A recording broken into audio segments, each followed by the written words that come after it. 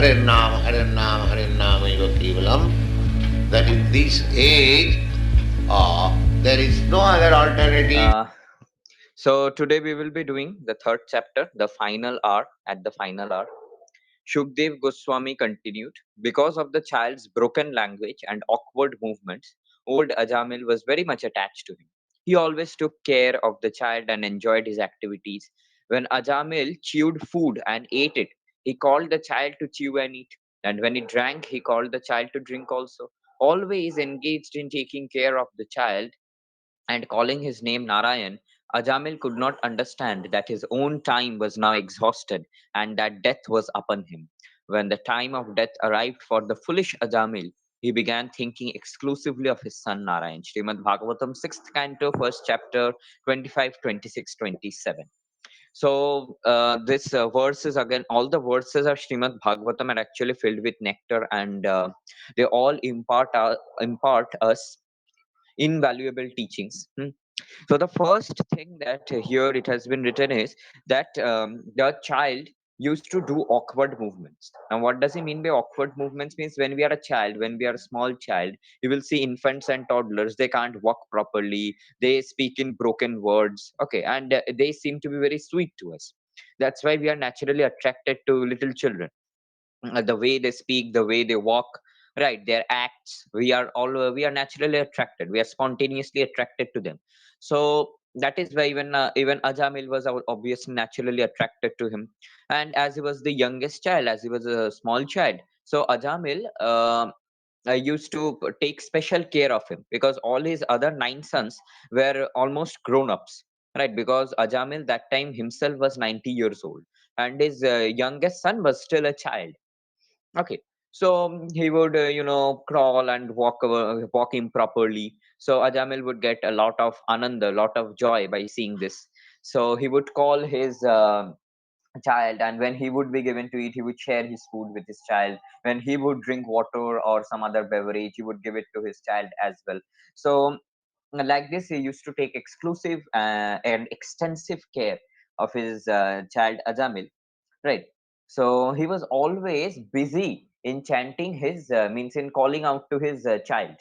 Now his child's name was what? His child's name was Narayan. And so he was only calling out to Narayan always.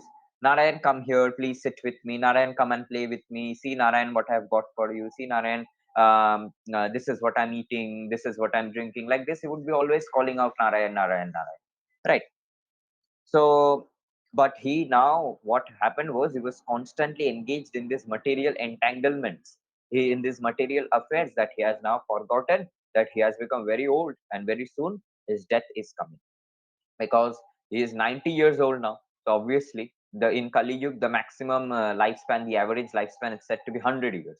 In Satya Yuga, it was about 1 lakh years. In Treta Yuga, no, yes, in Satya Yuga, it was 1 lakh. In Treta Yuga, it became 10,000. In Dwapar Yuga, even lesser, 1,000. Means the zeros are getting cut. And in Kali Yuga, the average lifespan is only 100 years.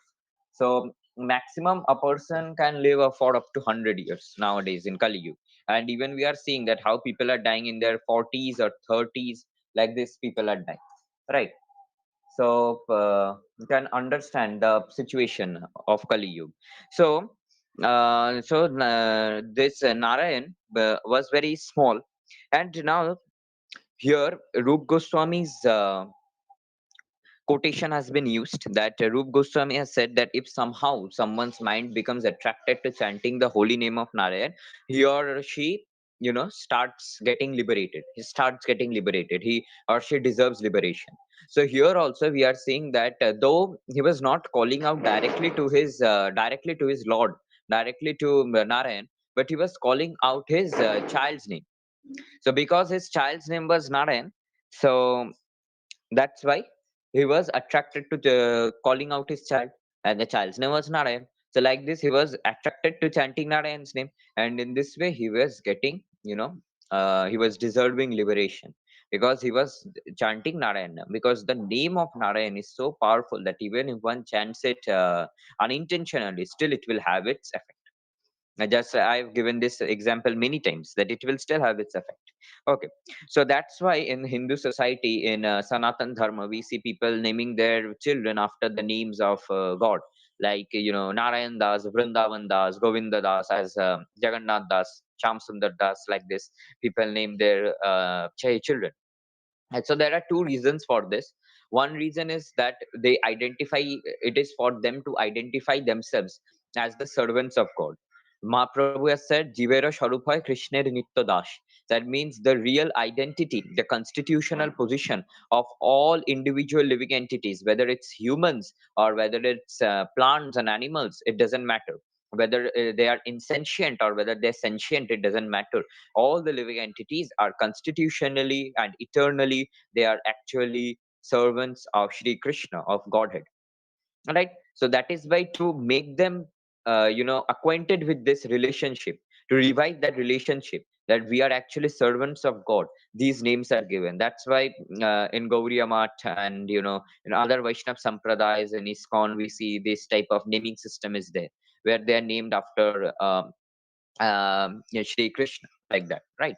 So here, another reason for naming like this is that when we are chanting their name, suppose we say Jagannath Prabhu, or we say Govinda Prabhu, or we say Radha Vallabh Prabhu, like this, we are actually chanting Krishna's name. So in this way, we are also getting purified. So it's for the purification of ourselves as well as the purification of the chanter of the name. So in this way, both the people are benefited. Right. So that is why this naming system, this naming convention still exists in many parts of India, and obviously in ISKCON and other Vaishnav sampradayas also. Right. So now, why did Ajamil give his youngest child's name as Narayan? Because when Ajamil was actually a pious Brahmin, this we had learned in the first chapter of Second Chances, the third chapter. We had learned that Ajamil was previously a pious Brahmin, but later, due to marrying a prostitute maidservant, he, became attached to the prostitute, and then he begot 10 children. He lost all his Brahmanical qualities and he became degraded to a fifth class man, to a very sinful, grossly sinful person. Right.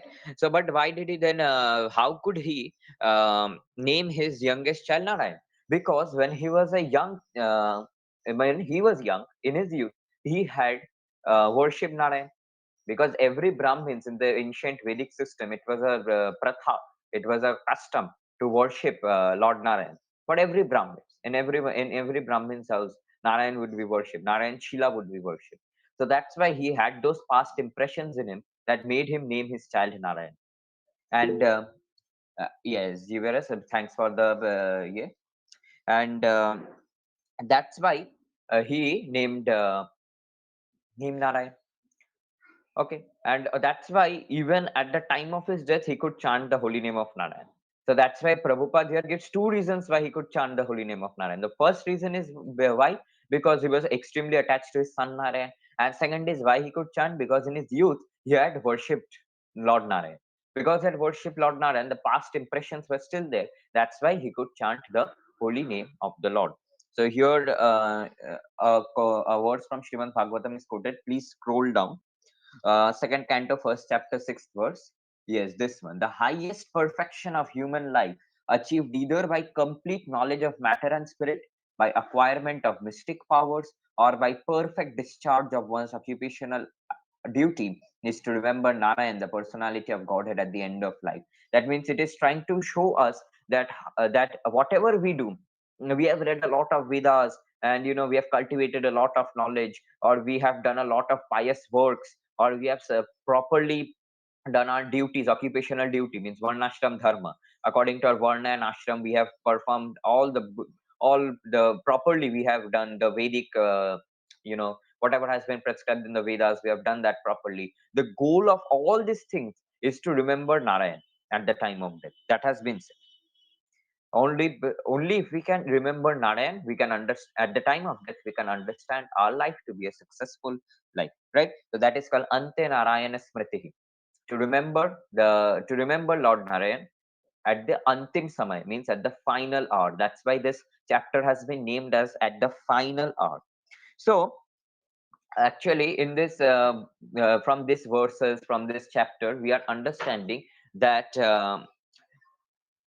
a person's consciousness at the time of death is the most important. Just like wind carries the fragrance of flowers, similarly, whatever is our consciousness at the time of death, that is carried forward in our coming body, in our next body. Now, from childhood, we have learned that according to our deeds, we get a body. And now we are learning that according to our consciousness, we get a body. Then have we learned wrong from our childhood? No, we have not learned wrong. Then what is the case here? Now, whatever karma, whatever you do in your life, that thing reflects in your consciousness at the time of death. Suppose you have been very attached to your business. Here, Prabhupada has given this example. Suppose you are a businessman, then you're always thinking about your business, how much profit, how much loss, when are the goods coming, when is this coming. You're always thinking about your business, right? But now that businessman, because of all this thinking about his business, he while leaving his body, he thought about his business only. Even when he was leaving his body, he was thinking, what would happen to my business? Now I am dying, what would happen? Now, even at the time of death, he remembered his business. So his consciousness was according to his karma. His karma was like that. His karma was that of a businessman, and his consciousness also reflected his karmas at the time of death. Similarly, we are very much attached to our pet. Suppose there are some people who live alone, so that time they adopt pets. Okay, they keep pets in their houses. So what happens is, we will think about the pet at the time of our death. So like this, we'll be born as that animal in our next birth, because according to our consciousness, our for whatever consciousness we are in at the time of death, we'll get that type of body. So that businessman, Prabhupada says that businessman, because he was thinking about his business at the time of death, he was later, in his next birth, he was born as a rat in his factory. In his own factory, he was born as a rat. So why? Just because he was excessively attached to his business. So whatever is our consciousness at the time of death, we'll get our body. In the Bhagavatam, there is the story of Bharat Maharaj. So Bharat Maharaj is not the brother of Lord Ram, not that Bharat. Bharat Maharaj is another person. Okay. So Bharat Maharaj was a great emperor.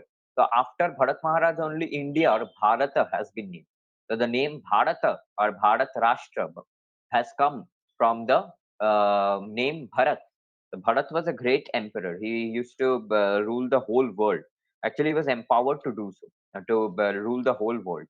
But however, he got attracted to Krishna's lotus feet, and now he became a devotee. He gave up all his belongings, his kingdom, his family, his children, his friends, his society. He gave up everything, and he only devoted his time. He devoted his mind, words, and deeds only to serving the Lord. So like this, he was serving the Lord, and he was nearly at liberation.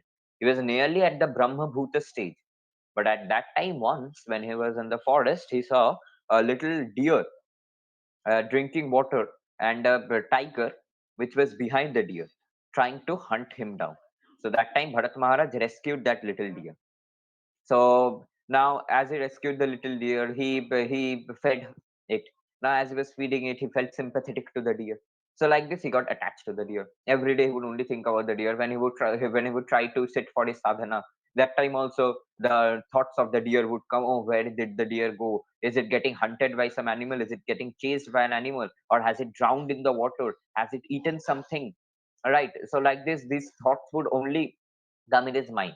So like this, he got completely deviated from sadhana, and at the time of death, he thought of the deer, and in his next birth, he was born as the deer. So like this, we must be very careful that what our consciousness is at the time of death. Now the thing is, how can we be careful at the time of death? In the Mukundamala Stotra, written by King Kulashekar, another great Vaishnav, one of the Alvars. Alvars were South Indian saints, Vaishnav saints. South Indian Vaishnav saints were known as Alvars. So many scholars say that he was present in the 9th century AD. In the Mukundamala Stotra, King Kulashekar has written that how will I surrender? How will I take the name of God? How will I remember the Lord when my throat will be choked, when my throat will be filled with mucus, and bile, when my organs will fail, that time how will I chant? So this is actually a general problem for all of us. At the time of our death, that time what happens is our senses, they all stop working, our organs stop working, and how can we at that time make our tongue speak, and that also the Lord's holy name? So that is a really serious question.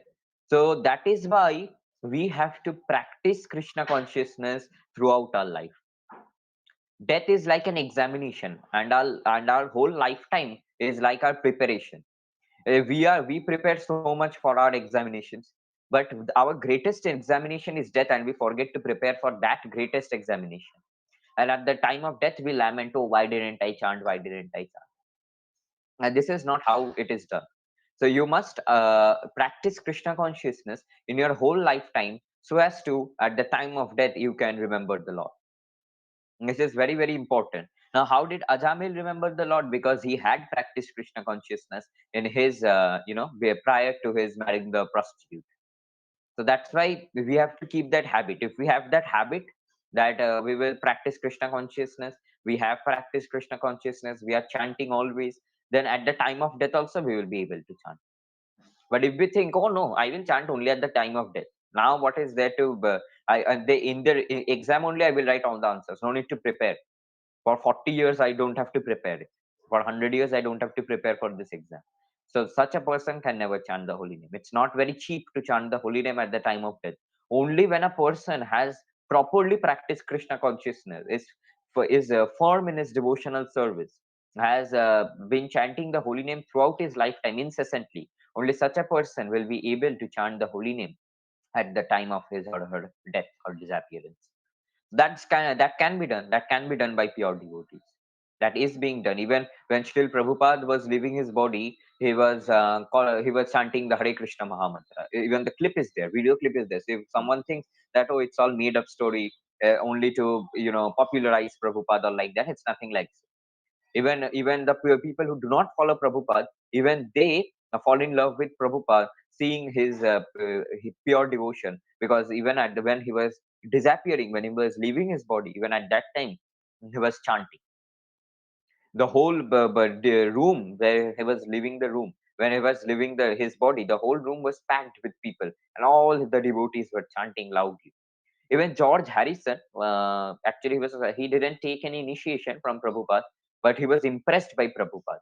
He read his books, and he took to chanting of the holy name. At the time of his death, and he also used to live in association with devotees, right? At the time of his death, there was a disciple of Prabhupada called Sham Sundar Prabhu. Okay, so Sham Sundar Prabhu and another disciple of Prabhupada, they were there at the edge of his bed, and as he was leaving his body, that time those two disciples were chanting the Bhagavad Gita verses to his ears. So like this, what happened was, this was only because he had associated with pure devotees and had taken to chanting. Even another the female disciple of Prabhupada, I guess it is Mula Prakriti Devi Dasi, most probably. She also, when she was leaving when she was leaving her body, she could see Radha Krishna and Prabhupada in front of her, and she was saying to her family members, "See, my Prabhupada is there. See, my Lord, the Lord of my life is present just before me." So it's only because they have practiced pure Krishna consciousness in their whole lifetime that they are able to think about Krishna, remember Krishna at the time of their death. Krishna has said in the Bhagavad Gita that in whatever consciousness one leaves the body, in that according to that consciousness, one gets his future body. So it depends completely on ourselves that what we think about in our life. But actually, Amongila Prabhu, in one of his videos, he was saying that by our 40s, our habit, in our youth, we take up a lot of habits, and by our 40s, our habits become steadfast. That means now we can't change our habits, because so for 40 years we have been doing that thing, and now we can't change our habits. So in our 40s, so by our 40s, our next body is destined that what our next body will be. Because in the old age now, it's not possible to suddenly change. There cannot be an abrupt change. Yes, in rare cases, in exceptional cases, there might be an abrupt change, but normally it's not so. Okay, it's very hard to do such a change. So that's why a woman in her 40s came to Prabhupada, and she said Oh, Prabhupada, you say that according to whatever is the deeds, whatever is their karma in the lifetime, you will get a body. So can you say what body I will get? So Prabhupada said, what do you like to do? And so the woman said, I like to do swimming. So Prabhupada said, oh, you will be born as a fish. As a fish, you will be born as. He said, why fish? Because then Prabhupada said, because you like swimming, and the best body where you can do a lot of swimming, and that is the body of a fish. So that's why you will be born as a fish, so that you can fulfill your desire. So according to our desires, we get our body. If we have a desire, if we have an unfulfilled desire of eating meat, like some persons may not eat meat due to their family pressure, but they want to have meat a lot, but they have never eaten meat in their life. So maybe in the next lifetime, they will be born as a carnivorous animal where they will only eat meat. And like this, by our 40s, we actually determine our own body. So it's all up to us what we will be born as. We can be born as an ant, we can be born even as a demigod, or we can be born as a devotee. Or we can directly go to the spiritual world. It all depends upon us. Okay. So that is what has been said. So in the 6th chapter, 47th verse of Gita, Krishna has also said that the person, the yogi, Arjuna asked that which yogi is the greatest. So that time Krishna said that the yogi who always thinks about me, constantly thinks about me, always remembers me in all circumstances is the greatest yogi. And that's why Krishna said, Manmana Bhava, always think about me in 1865, 18 chapter 65th verse. 18 chapter 65th verse of Bhagavad Gita, Krishna said, Manmana Bhava, always think about me. Right, so that is very important, or remembering. Even in the 9 activities of devotional service, Shravanam, Kirtanam, Vishnu, Smaranam, to remember the Lord is also one of the limbs, one of the devotional activities. So it is very important. So I would request Sham Sundar Das to present that verse where it is telling Shravanam, Kirtanam, Vishnu, Smaranam, Padasevanam. You can just type it, you can just search it and it will come.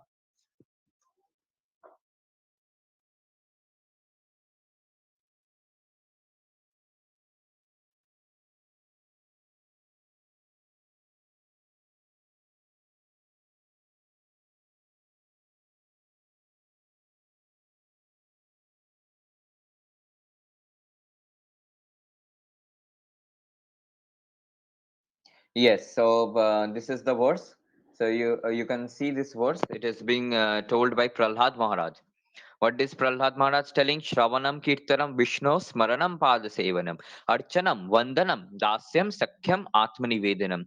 And Prabhupada explains in the Nectar of Devotion that these are 9 activities. Very good if you can follow all the 9. But even if you can't follow all the 9, still no problem at all. Even if you are attached to even one activity, that will lead you to perfection. Even if you are only attached to chanting the holy name, no problem. About hearing Hari Katha, no problem. Any one will also take you to perfection, and if you are able to do all the 9, you can go. Like one was done, like many devotees, they did one. All Many devotees in history, like Shukdev Goswami, Maharaj Parikshit, Hanuman, Arjun, they did only one activity, and they are all perfected devotees. While there are some devotees who did all the 9 activities, like Ambarish Maharaj. He did all the 9 activities and he's also perfected. So, like this, if we are attached to even any one of those activities, we will be liberated. So, at the end, now we have come to the end of the 3rd chapter, because this 3rd chapter is very, very small. 3rd, 4th, 5th, 6th, these chapters are very small. So here only Prabhupada is saying that if you are thinking that if you have a big house, people say, I want to secure my future. How do I secure my future now? I secure my future by having a big bank, having a large amount of bank balance, or I will secure my future by having a very beautiful wife, or I will secure my future by building a big mansion for my children, so that my children don't have to suffer. But Prabhupada is saying they are like soldiers and we are in the battlefield, and they are like soldiers. But if we are taking ashray, if we are taking shelter of such things like money and women, then it's actually they are all false soldiers, and we are cheating ourselves. We are getting cheated. Our only shelter should be the lotus feet of the Lord. Yesterday, Sham Sundar Prabhu, while he was explaining, I guess, the Govardhan Lila, yes, he said one of the names of Lord Krishna is Jagan Nivasa. Also, this same name has been used by King Kulashikar in the first verse of Mukundamala Sutra. So the word Jagan Nivasa means a resort of cosmos. Now that's why we should also always take shelter, always take refuge at the lotus feet of the Lord. There cannot be any other refuge, cannot be any other shelter. That's why even Krishna said in 1866 of Bhagavad Gita, Sarva Dharman Parityajya Mamekam Sharanam Braj. Just have to surrender unto me, no one else. You don't have to do anything else. Just surrender unto me, I will take care of everything.